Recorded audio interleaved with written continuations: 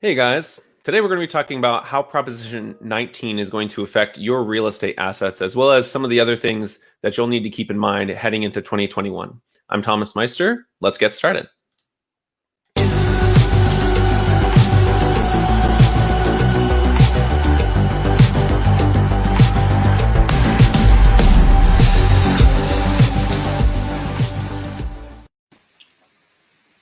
Hey everybody, Bree, Jordan, how are you guys? Good. Hey, Good. uh, Glad we could all be here today. Tom, thanks for kicking this off. So, as a lot of you know, or may or may not know, Prop 19 recently passed here in California, and it is going to have an impact on real estate in some good ways and some challenging ways. And so, today we have Bree Hughes with Douglas Elliman, one of the top real estate agents in our Orange County market, and Jorden Bastien with Life Steps, one of the top financial planners in the market as well. And so, enjoy having both of you on, mainly to understand more about Prop 19, how that's going to impact real estate, how that may impact our financial space. So just to give everyone kind of a brief overview, Prop 19 is going to affect investment properties and potential second homes and even some primary residences if someone's over 55 and planning on transitioning those to their heirs, right, through inheritance or any sort of generational wealth planning. Essentially, there'll be a reassessment of the taxable value of that home, depending upon the difference there, and I'll let these guys talk more about it. But that could increase the taxes, the property taxes that the person inheriting the property may pay. There'll also be some upside to people who may be buying homes and maybe able to transfer those tax bases. So, Jordan, maybe if you couldn't mind, talk a little bit more about kind of how Prop 19 may impact some people negatively and how they can maybe plan for that or what they should do to think through that. Yeah, sure. Thank you. So, prior to Prop 19, a parent was able to transfer a property to their kids, and it didn't matter what the assessed value was. As long as it's their primary home, the child could take that older assessed value, and really in terms of the property taxes, they could keep that lower value, which would be fantastic. Then in terms of the vacation homes, they were able to pass those along as well, as long as the assessed value was under $1 million. Now, with the new Prop 19 taking effect, the primary home can only has to be a primary home and moved into within 12 months.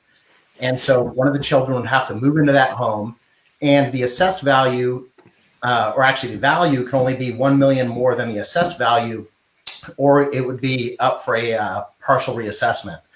And then when it comes to the vacation homes, those will no longer be able to pass on that lower assessed value. And so the problem is property taxes for a lot of these people could go up. And so the question is, what do you do? Well, there's a lot of things you could do. First thing is talk to your professionals, your advisors. Really, an estate attorney would be fantastic to talk to, because there are certain ways that I've seen that where an individual can potentially have a property gifted or potentially have an entity set up, such as an LLC. So there are things you can do, but really the main thing is start having those conversations. You need to plan properly so that, the next thing you know, you're not receiving this property, and you say, okay, what am I going to do now? Because your assessed value is going to probably be reassessed and go up. Yeah, so I think the long version or the short version of that might be, if you have real estate and you may be impacted by this, just reach out to estate planning attorneys, financial planners, real estate professionals, mortgage advisors, and just make sure to plan through that. Bree, how will it help into a positive? How can people, transfer tax bases if they're moving? Yeah, so it's not all doom and gloom. There are certainly aspects of this Prop 19 going into effect that are going to be really positive for the marketplace, and we've been in this constant issue of no inventory in the market for the past year, and hopefully what this is going to do specifically for homeowners that are 55 or older that have historically not had a ton of options. They could only transfer their tax base once in their life. Now they'll be able to transfer their tax base 3 times, and they can also move up in price point. So what that's going to do, hopefully, is just cause some movement in the market and create some additional inventory in our low inventory market. So there are going to be some positives coming out of this for sure. And so with these changes, my expectation is there's probably going to be some movement in the market, right? You'll see maybe some more properties that we desperately need to come on the market because our inventory is so incredibly low, and obviously demand is incredibly high from buyers that want to take advantage of good affordability. What impact do you see? And I'm not asking you to get your crystal ball out here, but what impact do you see this having on the real estate community and maybe the real estate values as a whole over the next coming years? Yeah, so I mean, if I had to guess my crystal ball, I think things are going to continue to be very strong. We've sort of had this mismatch of supply and demand. So if anything, what would be great to see would be an uptick in inventory so that we have a little bit of leveling out and a little more opportunities for buyers to have more choices when they're purchasing homes. I don't see it tremendously impacting prices, this at least in the near term, just because, like you said, we demand is still so high and it's outpacing supply. So I think if anything, we might move to more of a healthy balance market with some options for buyers in the marketplace. Yeah, that'd be great. I'll share something here that I think will give some of our viewers some insight as to what we can potentially expect. Can you guys see my screen here? Yeah. So this is the Fannie Mae housing forecast as of last month, and it'll show all the home starts, kind of expectation of home price values. But the thing that everyone should be aware of here is just the average 30-year fixed mortgage rate, right now hovering right around 2.8%, and you can see that should hold steady all through next year, and maybe like a 0.1% uptick all through 2022. The Fed has stated multiple times that they're planning on, continuing to kind of buy treasuries, keep interest rates low, especially to pull us out of, what we know has been somewhat of a challenging recession over the last couple quarters. But this impact is going to show really in our appreciation over the next year to 5 years. What you can see here is Orange County kind of real estate report card. Median home price right now is around $808,000. Expectation is that over the next 12 months, we'll see about a 7.36% increase in home values. And that's in large part due to, as Bree said, a heavy supply of demand and a limited supply of inventory. You can see here, the homes for sale are down 38% year over year from last year, and month over month down 5%. And it's just with rates that are 2.75% and sometimes even lower, the affordability you can see here has been rising all the way since 2018, right? So at the end of 2018, mortgage rates actually hit close to 5%, which freaked everybody out, which still historically is a pretty good interest rate. Over the last 2 years, rates have continued to drop. So our affordability today is similar to what it was back in 2013 because of where rates are. Obviously not as good as it was coming out of the crash, but quickly approaching that. And there's some speculation, and I don't want to get everyone too excited, but there's a Pennsylvania Fed chair who actually said that they could see 30-year fixed rates even with a 1 starting with a 1 in the coming year. So that would mean inventory would be even less because those homes would be bought even faster. Demand would be that much higher. And the thing that's going to move this 5-year number, right, which is the 38% growth over the next 5 years, is really the demographics, right? You can see 455,000 people, and this is just here in Orange County, between 27 and 35, so entering their prime first-time home buyer years.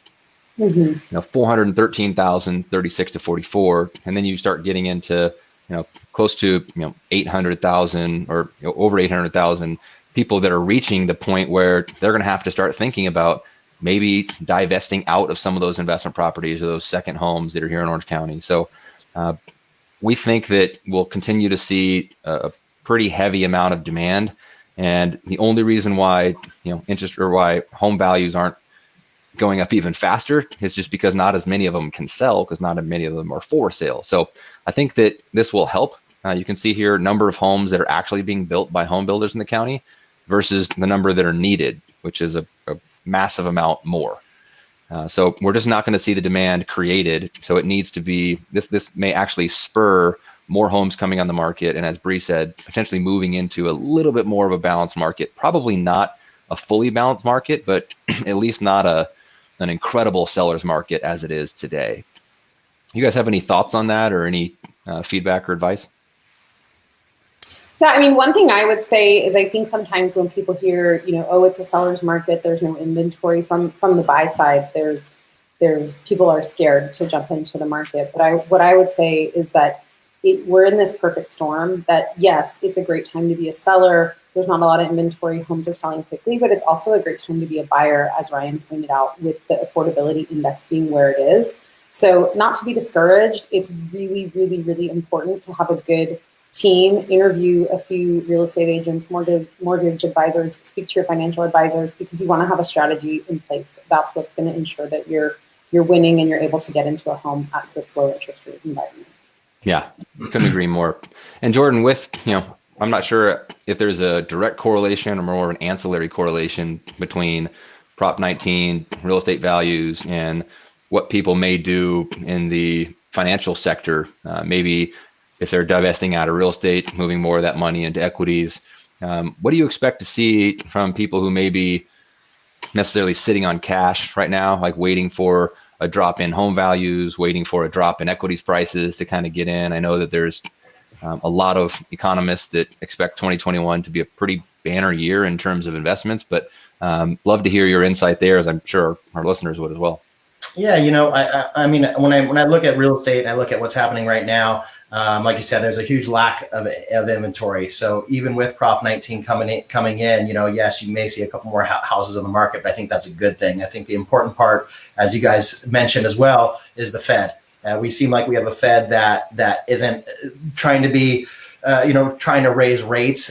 Rates should remain low, which is good. I think you're also going to have, a potential stimulus come through, which is going to help the markets. We still have a lot of cash on the sidelines. There's a lot of cash that's sitting out there right now, especially with some of the yields being so low. You have, the bond market, which is you have a lot of people in cash. Again, people are ready to make a move, and so that combined with a low Fed, a potential stimulus package, potential for the vaccines after they're rolled out to somewhat try to get back to normal after the year we've had recently.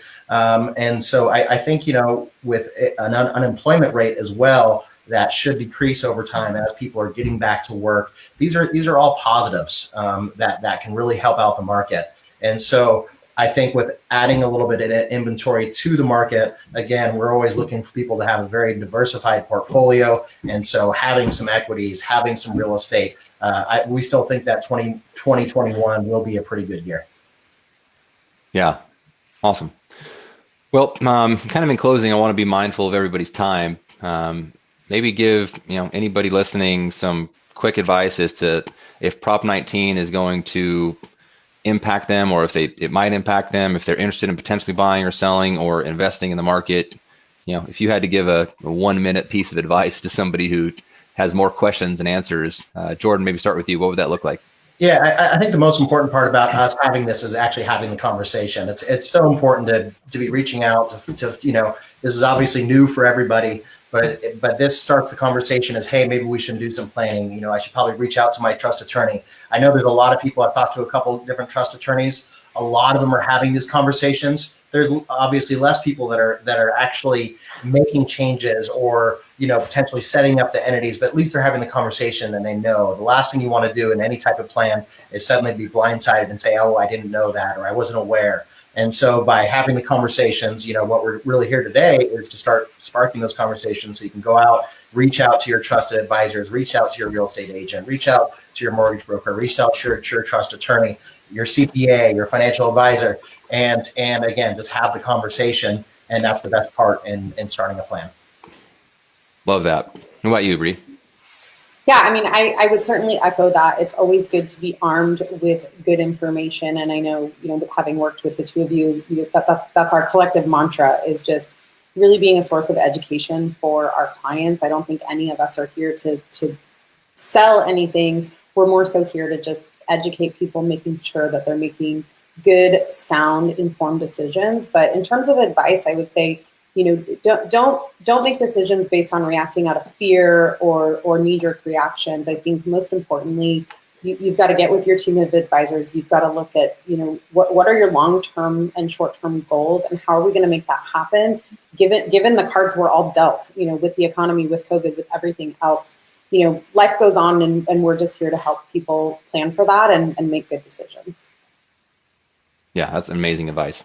And I would just round that out by saying, of all the people who typically are sought out for proactive planning, Jorden, of our list of 3, you would easily be number 1, 2, and 3. Most people don't seek out real estate professionals or mortgage professionals for proactive planning. Bree, they typically will seek out you and I when they've already come to the realization that they need to buy or finance or sell a home. Can't stress enough how important it is to first of all know that my team, Bree's team, and obviously Jorden and his team, we very much are involved with our clients in proactive planning. Right? Whether you end up ever buying, selling, or financing a home is immaterial to us. Right? The thing that we can, reason why we do what we do is to help people be more confident in their decisions. So whether you meet with us and you decide, you confidently decide to buy a home, or you confidently decide not to buy or sell one, but then you have a plan and a strategy and a timeline to accomplish that, either way, you've won, right? Like, the outcome really doesn't matter. So the majority of people, and I tell this to every client, when I say, we'd love it if you referred your friends and family, but you probably don't know a whole lot of people who know what they should do. You probably know a lot of people who don't know what they should do, right? Those are the people we would be more than happy to talk to. We don't care about the outcome. And so if you're on this call and you have more questions than answers, realize that all of us are here, and a lot of really great professionals in our industries are very focused on proactive planning, not just reactive transactions. So feel free to reach out to us. Jorden, thank you so much for your time. Thank you, guys. Bree, it was awesome having you today. And for everybody who was with us, thanks so much for your time. Hopefully you guys learned something, and have an awesome holiday season, and hopefully a really great 2021. 2020 is almost over. So that's the best news we've heard all year. Yeah. All right, guys. Thanks for your time. Thank you. Thank you, guys. Talk to you. Thank you. See you later.